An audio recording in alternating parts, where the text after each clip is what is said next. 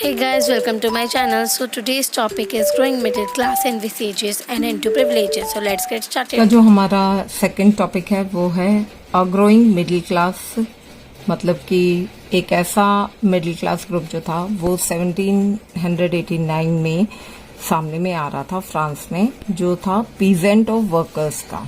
ठीक है, इन लोगों ने पहले तो आप लोगों को लास्ट टॉपिक में बताया ही था कि किस तरह से रिवोल्ट किया था, ब्रेड के रेट हाई हो गए थे और इनके ऊपर जो टैक्सेस बन गए थे उसके कारण। तो अब जो इन लोगों ने रिवोल्ट तो कर दिया था, लेकिन ये लोग सक्सेस नहीं हो पाए थे क्योंकि इनके पास उतने ज्यादा अच्छे मेजर्स नहीं थे, तौर तरीके नहीं थे, जिसके कारण वो सोसाइटी को चेंज कर सकते थे या इकोनॉमिक ऑर्डर को बदल सकते थे। तो ये जो लोग थे इनमें से कुछ ऐसे, ये थर्ड स्टेट के लोग ऐसे भी थे जो प्रॉस्पेरियस फैमिली से बिलोंग करते थे और एजुकेटेड लोग थे और इनके पास कुछ नई विचारधाराएं भी थी।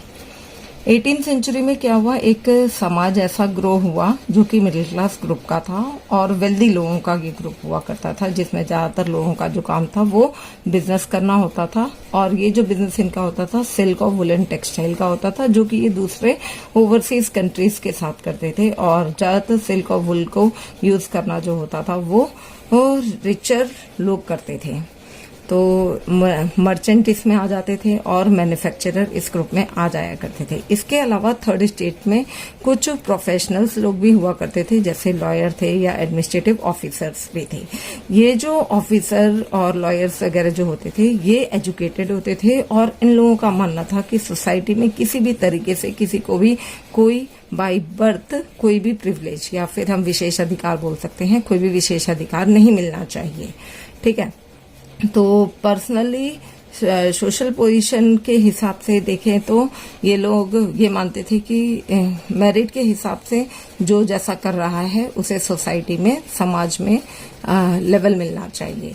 इन लोगों के विचार जो थे वो फ्रीडम को लेकर के थे और इक्वल लॉ को लेकर थे। इन लोगों का मानना था सभी के लिए बराबर का कानून होना चाहिए और नियम होने चाहिए और सभी को आजादी मिलनी चाहिए।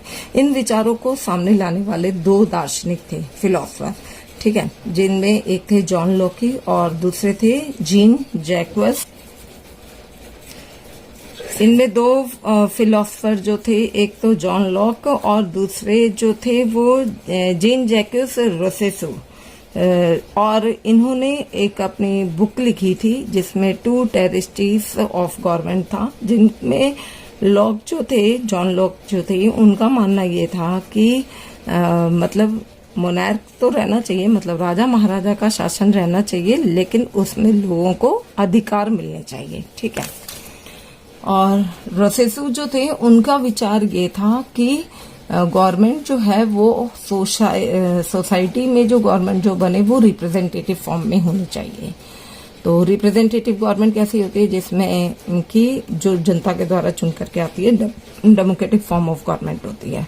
तो उस टाइम में एक मॉन्टेस्क्यू भी हुआ करते थे जिन्होंने अपनी बुक में लिखा था the spirit of the law, और वो इसके खिलाफ थे। उनका मानना था कि पावर का डिवीजन जो है वो गवर्नमेंट के बीच में, लेजिस्लेटिव, एग्जीक्यूटिव और जुडिशियरी के बीच में नहीं होना चाहिए थे। वो इस मॉडल के खिलाफ थे। लेकिन ये मॉडल सबसे पहले, जैसे कि आप लोगों को पहले ही बताया कि फ्रांस ने यूएसए की 13 कॉलोनीज को इंडिपेंडेंट कराने में मदद की थी। तो ये जो यूएसए था, सबसे पहले रिप्रेजेंटेटिव गवर्नमेंट जो थी वो यूएसए में ही आई थी।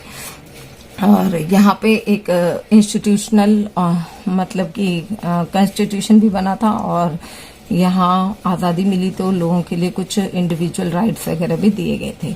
तो ये जो विचार थे फिलोसफर्स के, इनको डिस्कस करने के लिए उस टाइम तो जैसे टीवी या इंटरनेट वगैरह नहीं हुआ करता था, तो लोग जो थे वो इन विचारों को फैलाने के लिए या तो न्यूज़पेपर का इस्तेमाल करते थे या सैलून्स, कॉफी हाउस में लोग जो होते थे वो इकट्ठे होकर के बैठते थे। तो वहां पे भी उस टाइम में क्या होता था, न्यूज़पेपर को पढ़ने वाले लोग होते थे, जो पढ़े लिखे लोग होते थे वो न्यूज़पेपर को जोर जोर से पढ़ते थे, और बहुत सारे लोग पढ़े लिखे नहीं होते थे, वो उनके विचारों को सुना करते थे। और इस तरीके से ये जो विचार थे लोगों तक पहुंचाए गए।